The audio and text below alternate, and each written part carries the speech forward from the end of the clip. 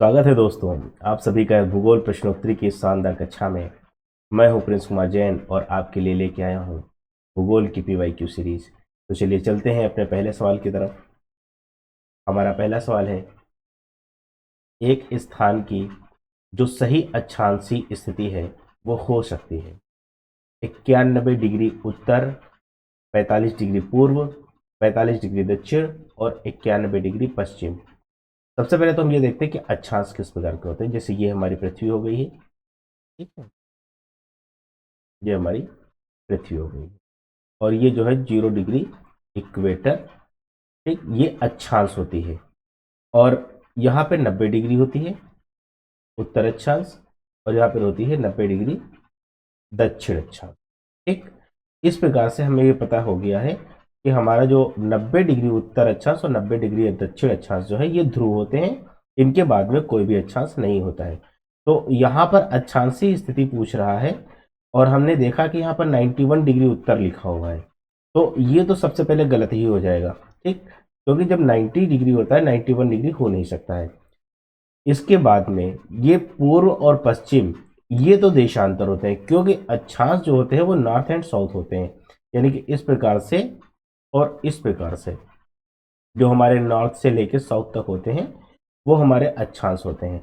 और जो पूर्व से लेकर पश्चिम तक होते हैं, यानी कि ये पूर्व हो गया और ये पश्चिम हो गया, जो हमारे इस होते हैं पूर्व से लेकर पश्चिम दिशाओं को निर्धारित करते हैं वो हमारे देशांतर होते हैं।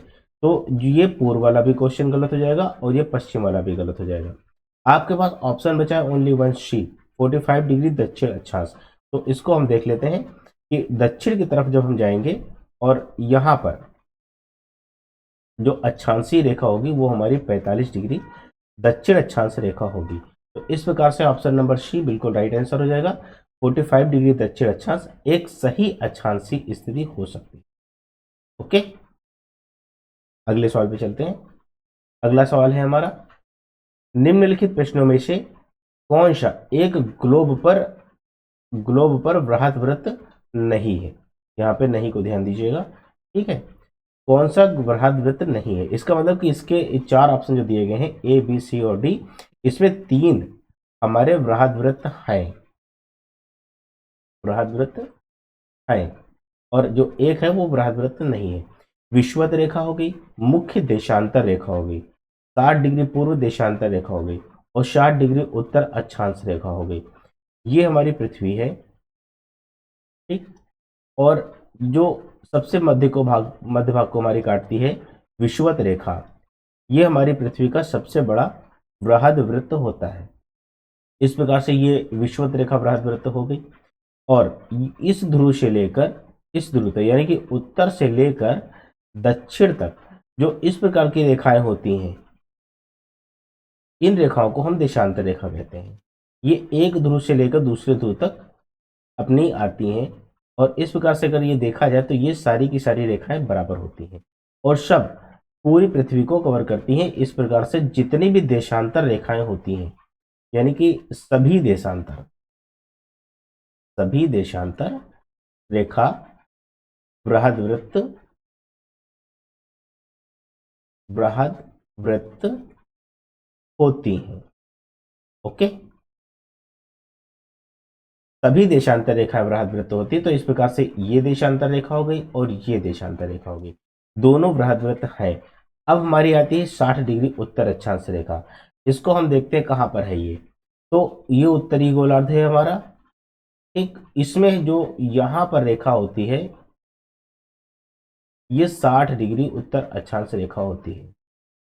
अब आप लोग खुद ही देखिए कि इस रेखा से, यानी कि 0 डिग्री रेखा से ये रेखा छोटी है या नहीं छोटी है।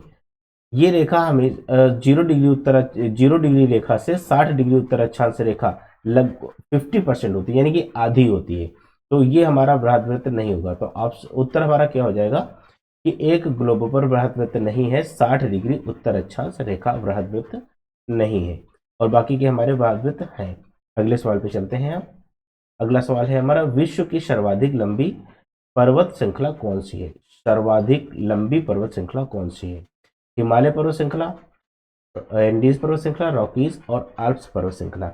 हिमालय पर्वत श्रृंखला ये एशिया में स्थित है, एशिया में, ठीक है। और इसकी लंबाई कितनी होती है? इसकी लंबाई होती है 2500 किलोमीटर के आसपास। ओके, अगली देखते हैं एंडीज। एंडीज है हमारी दक्षिणी अफ्रीका में, सॉरी दक्षिण अमेरिका में, दक्षिण अमेरिका। इसकी जो लंबाई होती है ये 7000 से 8900 किलोमीटर के आसपास की होती है। ओके, इसके बाद में हम रॉकीज को देखते हैं। ये उत्तर अमेरिका में है, उत्तर अमेरिका में। और इसकी लंबाई होती है 45 डिग्री, सॉरी 4500 किलोमीटर, है ना, 4500 किलोमीटर। इसके अलावा ये जो आल्प्स है ये यूरोप की सबसे लंबी पर्वत श्रृंखला है, यूरोप में है। और इसकी जो लंबाई है वो 1200 किलोमीटर के आसपास। इस प्रकार से यदि देखा जाए तो जो एंडीज पर्वत श्रृंखला है वो सबसे लंबी पर्वत श्रृंखला 7000 से 8900 किलोमीटर की है, और ये विश्व की सर्वाधिक लंबी पर्वत श्रृंखला होती है। अगले सवाल पे चलते हैं। अगला सवाल है हमारा, पृथ्वी पर मरुभूमि होने की संभावना अधिक रहती है, कहां पर अधिक रहती है? 0 डिग्री अक्षांश के पास, या कि 23 डिग्री अक्षांश के पास, या कि 50 डिग्री अक्षांश के पास, या कि 70 डिग्री अक्षांश के पास। ठीक है, तो हम सबसे पहले देखते हैं कि अक्षांश कौन से होते हैं। हमने, हमारी ये पृथ्वी है और ये हमारा 0 डिग्री अक्षांश रेखा, जिसे कि हम इक्वेटर या विषुवत रेखा भी बोलते हैं, विषुवत रेखा।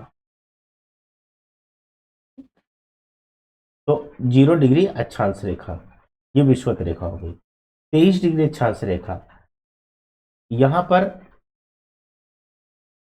कर्क रेखा होती है, कर्क रेखा, इसे हम 23.5 डिग्री अक्षांश रेखा बोलते हैं। ठीक है, 50 डिग्री अक्षांश के पास, इसके थोड़ा सा और ऊपर चल जाइए, ये वाली जो रेखा हो जाएगी ये 50 डिग्री अक्षांश होगी। ठीक, 70 डिग्री अक्षांश के पास, इसके थोड़ा सा और ऊपर चल जाते हैं हम, ये वाली जो रेखा हो गई लगभग ध्रुवों के समीप, ठीक, 70 डिग्री अक्षांश रेखा।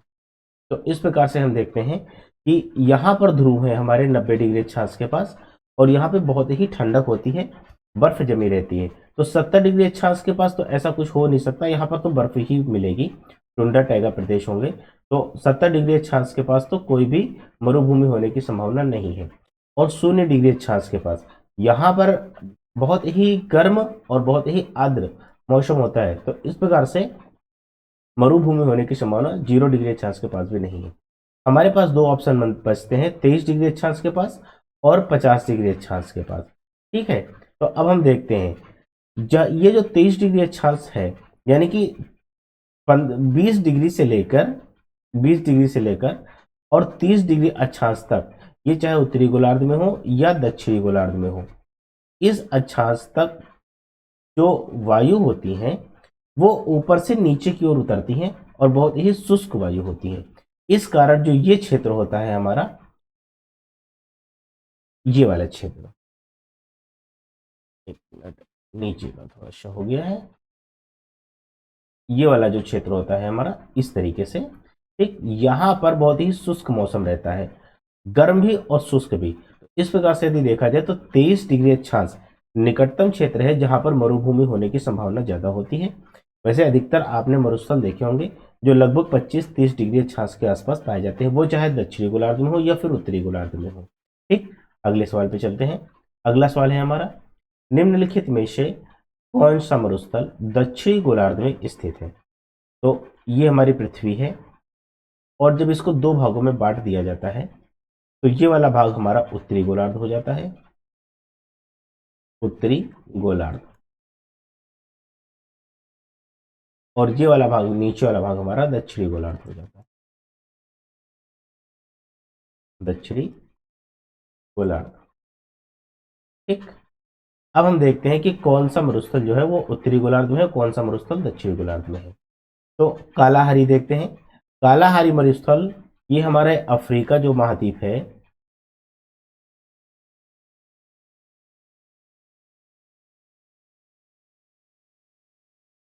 ये अफ्रीका महाद्वीप हो गया हमारा, ठीक। और यहां पर मरुस्थल जो है ये कालाहारी मरुस्थल है, कालाहारी, ठीक। गोबी मरुस्थल चीन में है। चिहुआ हुआ ये उत्तर अमेरिका में है, उत्तर अमेरिका, ओके। ये सहारा मरुस्थल ये भी है अफ्रीका महाद्वीप पर, और ये मरुस्थल यहां पर है, लगभग लगभग ये वाला जो क्षेत्र है इस प्रकार से, ठीक। तो यहां पर है सहारा मरुस्थल। अब देखिए ये जो 0 डिग्री इक्वेटर रेखा होगी, 0 डिग्री रेखा, ये हमारे महाद्वीप को दो भागों में बांटती है, और जो इधर का भाग हो गया ये उत्तरी भाग हो गया, और ये जो इधर का भाग हो गया ये हमारा दक्षिणी भाग हो गया, साउथ। तो ये उत्तरी गोलार्ध है और ये दक्षिणी गोलार्ध है। सहारा मरुस्थल हमारा उत्तरी गोलार्ध में है, ठीक। और जो कालाहारी मरुस्थल है वो हमारा दक्षिणी गोलार्ध में है। और यहाँ पे पूछ रहा है कि दक्षिणी गोलार्ध में स्थित है, तो कालाहारी मरुस्थल अफ्रीका महाद्वीप के दक्षिणी गोलार्ध में स्थित है। और बाकी ये गोबी है, चिहुआ हुआन है और सहारा मरुस्थल है, ये तीन की तीनों मरुस्थल उत्तरी गोलार्ध में स्थित है। आज के लिए इतना ही, मिलेंगे किसी और वीडियो में, तब तक के लिए जय हिंद।